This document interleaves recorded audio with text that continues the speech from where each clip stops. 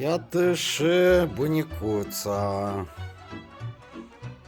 Câteodată, într-adevăr, omul trebuie să odihnească dacă ceva nu sprinește, măghinul lasă acolo, ia nu fă măcar minimum baza care trebuie să fie, duci te odihnește-te, relaxează-te, pentru că creierul are nevoie de odihnă.